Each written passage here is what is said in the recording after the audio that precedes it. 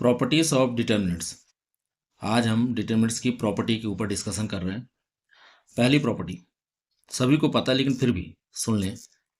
अगर अपने पास कोई डिटर्मिनेंट्स है 3/3 का है और उसके किसी भी रो के सारे एलिमेंट जीरो हो जाए, जैसे कि मैंने ये लिया 1 2 3 रो 1 में, और रो 2 के सारे एलिमेंट मैंने जीरो कर दिया। रो 3 कुछ भी ले लीजिए आप, 5 4 -1। अब आप यहाँ देखें कि आपका रो 2 के सारे एलिमेंट क्या हैं, जीरो है, तो इसकी वैल्यू जीरो होनी चाहिए। ये हमसे प्रॉपर्टी कहती है। ओके, हम इसको ओपन करके देख लेते हैं। अपन ओपन करेंगे तो पता है 1 आएगा यहाँ पे, और इसका मल्टीप्लिकेशन इससे होगा, तो 0 -0 -2, पता है प्लस माइनस प्लस अल्टरनेट चलता है, कैंसिल आउट। फिर से आया क्या, 0 -0 +3 कैंसिल, 0 -0। ठीक, अब 1 multiplied by 0 -2 multiplied by 0 +3 multiplied 0, ultimately 0 0 हो गया। तो प्रॉपर्टी मैंने क्या बताया आपको कि अगर किसी भी डिटर्मिनेंट के किसी भी रो के सारे एलिमेंट जीरो हो, जैसे कि मैंने यहाँ पे रो 2 में लिया, आप रो 1 में जीरो ले लीजिए, आप रो 3 में जीरो ले लीजिए, उसकी वैल्यू आपको जीरो ही मिलेगी। अब मन में मेरे आया कि यदि मेरे कॉलम के सारे एलिमेंट जीरो हो जाएं, सपोज मैंने ये कॉलम 1 ले लिया, कॉलम 1 के सारे एलिमेंट में जीरो ले लेता हूँ, और ये वैल्यू है 3 4 -2 1 4 3, कुछ भी वैल्यू आप कुछ भी ले लीजिए, बहुत दिक्कत नहीं है। अपन ओपन करके देखते हैं। 0 0 multiplied by 4 3 12 minus minus plus 8 -3 cancel cancel, क्या कहेगा आपसे, 0 -0 0 -0, ऐसा ऐसा ऐसा मल्टीप्लाइड, ये 0 +1।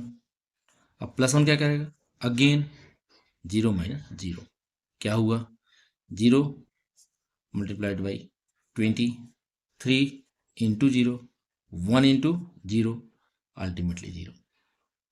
तो पहले नंबर प्रॉपर्टी आपको क्लियर होगी।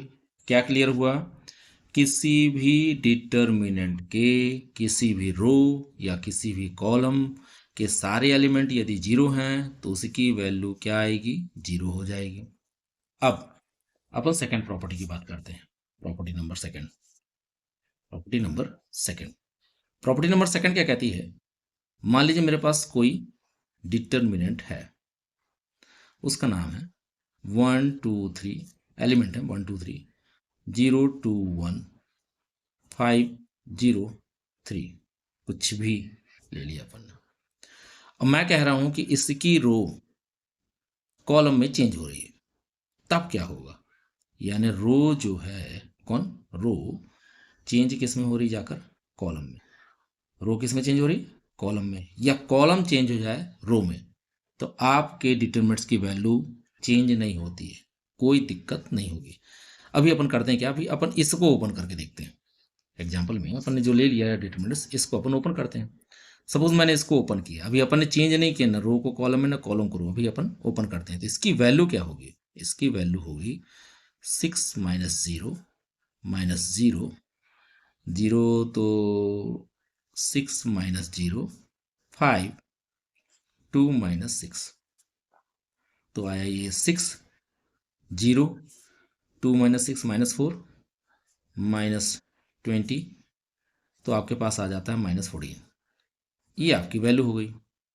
अब मैंने क्या कहा आपसे, अगर ये रो, ये वाली रो, ये रो 1 कैस में चेंज हो जाए जाकर, सपोज एक दूसरा है अपने पास डैश, सपोज डैश, तो रो 1 कॉलम 1 में चेंज हो गया, यानी ये रो 1, ये 1 0 और 5 जो ये इसके एलिमेंट हैं रो 1 के, ये कॉलम 1 के एलिमेंट हो जाएं।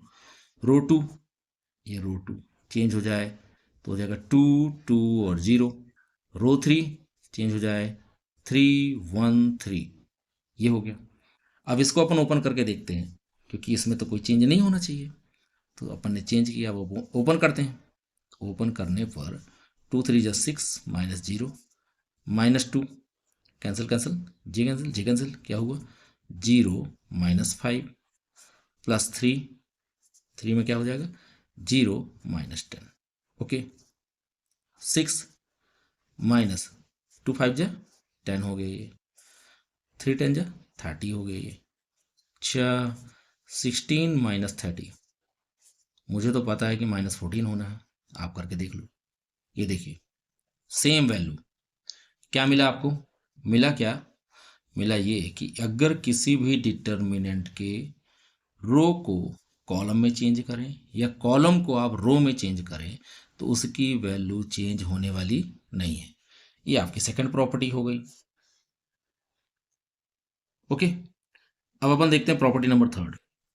प्रॉपर्टी नंबर थर्ड क्या कह रही है ना, थर्ड नंबर प्रॉपर्टी, आपके पास कोई determinants like this a b c p q r x y z, ये आपका वो R1 है, ये आपका R2 है और ये आपका R3 है। R1 के एलिमेंट कौन कौन है?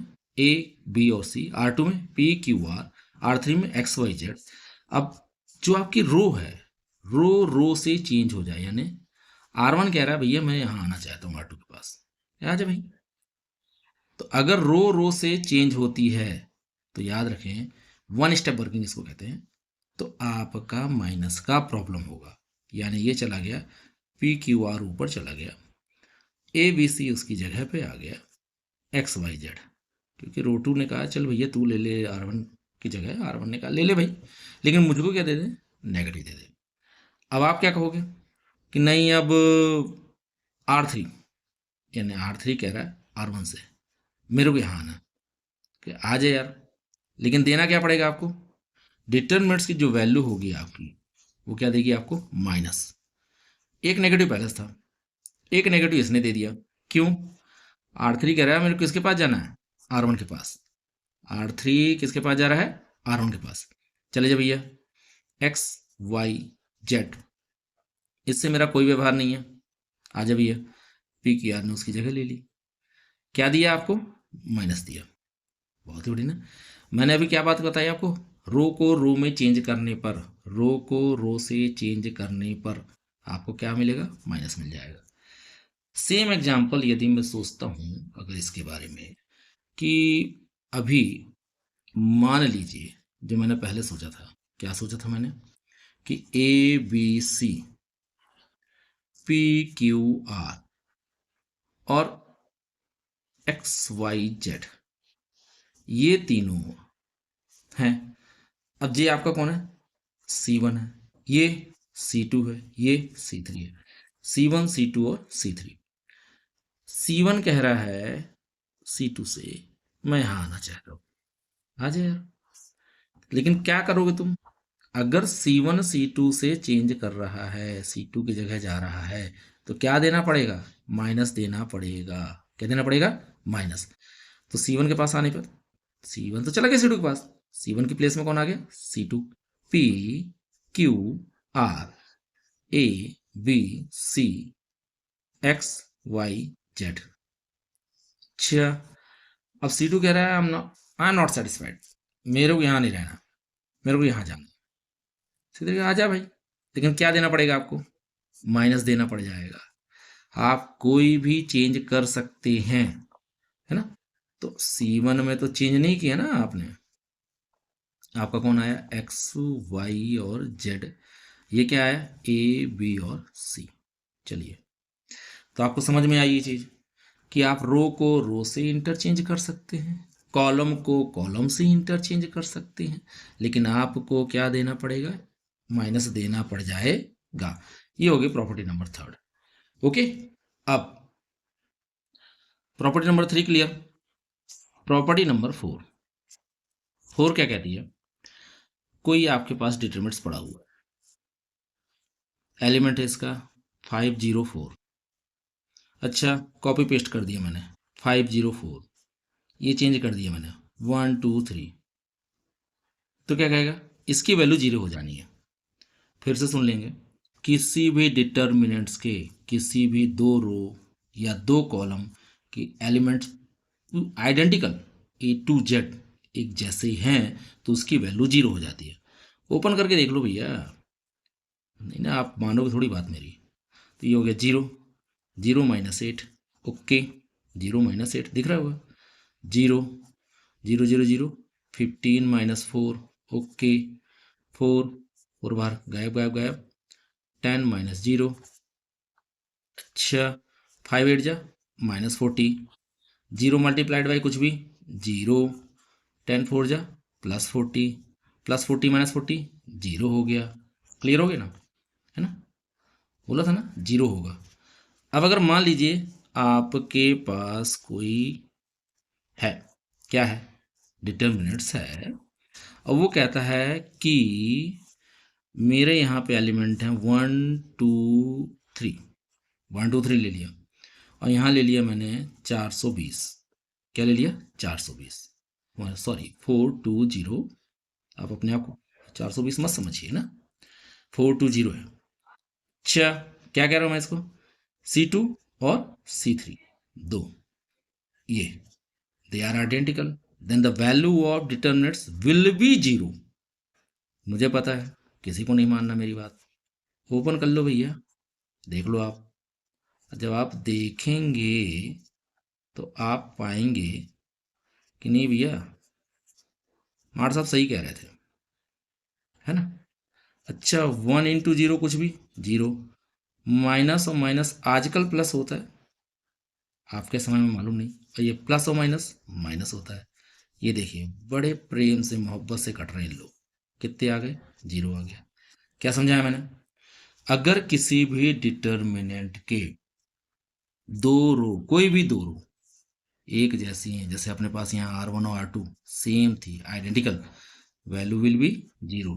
उस सारणिक या डिटर्मिनेंट्स का मान, value of the determinants will be 0। दूसरा मैंने एग्जांपल ले लिया कि अगर सेम है, ये देखिए 4 2 0 4 2 0, तब भी क्या आ रहा है आपके पास, 0 हो रहा है। ये क्लियर हो गया आपको।